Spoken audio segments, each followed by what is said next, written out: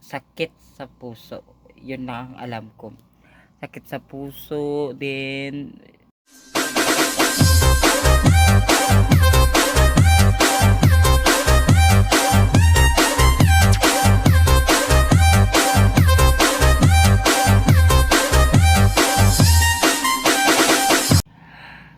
So, hello guys.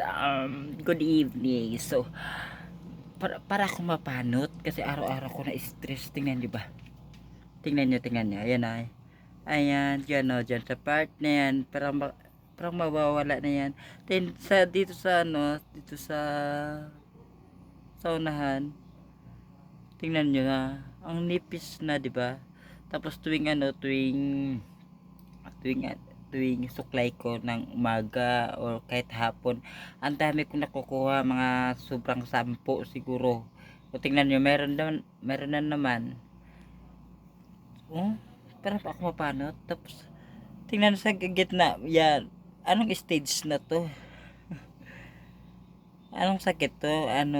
Kumbaga meron bang cancer or what? Ayan na. Ayan. Paano to talaga ako? Nagbili din ako sa TikTok ng panggamot dito, yung parang nilalagay yung trending. Itatry ko yun, baka effective, no? Try lang natin. Kinakabahan nga ako mag-try nun, baka maparot ako lalo. Araw-araw talaga nagalagas, basta araw-araw. Tapos pag magligo ko, napapansin ko rin na may nakuha ako dito sa mga buhok ko. Sobra, ang dami. Hindi ko alam kung ano to, ano pong sakit to. Basta ang pagkakaalam ko lang, sakit ko ay sakit sa puso. Yun lang ang alam ko.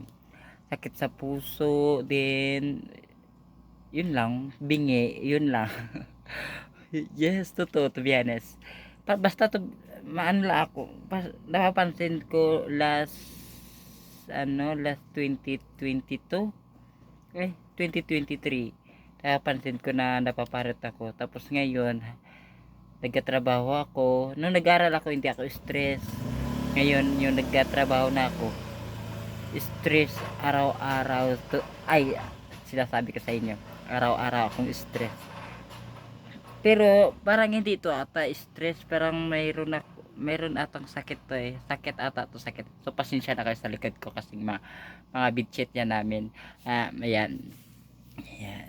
Ang trabaho kasi natin is housekeeping. So dito kami sa staff house nagatulog. Ayan, diyan ako nagatulog. Tapos dito yung kasama ko is babae. So back to our topic sa panat na. Basta guys, comment down po kung anong gamot sa panot na to. Last 2023 naggamit na ako ng gata sa niyog. Yun lang gamit ko. Effective naman siya, nag-itim. Pero walang yung tubo ba? Nag-itim lang siya, yan. Tapos wala siyang tubo na kapalit, ganon. Itatry ko nga yung in-order ko sa TikTok.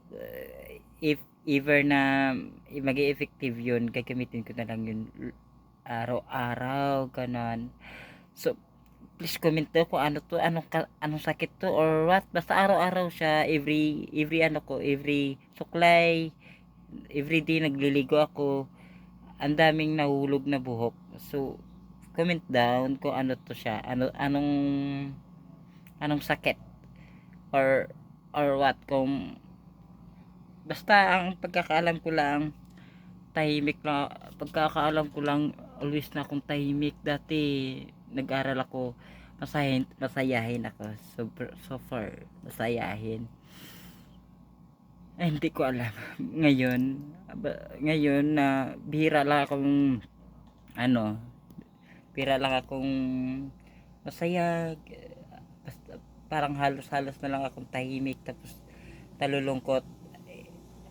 Wala naman akong problema, no? Ang problema ko lang talaga ngayon, yung struggles ko ngayon, yung buhok ko talaga. Ngayon, buhok kasi. Sabi ko, hala, ano to? My gosh. Basta araw-araw talaga, napapansin ko, last 2023, hindi naman ganito, pero ngayon lang, ngayong this year 2024 January, yes, nag-start ng January, then until now, araw-araw, every time na tinatanong ko ang kasama ko, halagang, sabi ko, gang kasi tawag namin, sabi ko, halagang, napapanot na ako. Yes, tinatawanan nila ako, kaya sabi ng kasama ko, huwag ka kasi magpapagutom, ganun. Pero ang pagkakaalam ko talaga, stress lang talaga ako. Stress, basta wala naman akong problema, basta lagi akong lutang. Oh, lagi talaga akong lutang, as in hindi na ako makausap ng mga kasama ko. No reason yan, na no reason yan, wala, parang trip ko lang, pero stress talaga ako, ang dami kong inisip. Siguro yung mga inisip ko yung mga about kung anong, like something mangyari, ganon, anong mangyari sa akin, ganon, basta comment down kung ano to, and then kung ano ang gamot nito sa panot na to. Basta sa gitna, tingnan nyo, yan, napapansin nyo, bukas magana ulit ako, mag video, magsasoklay for part 2, okay, para for evidence na, like, ayan o, mayroon naman, ayan, tingnan nyo, basta manipis yung dito sa part, manipis. Thank you for watching. Please comment down kung anong gamot ito or sakit, and of course please subscribe my YouTube channel, and please support me, okay, bye, thank you.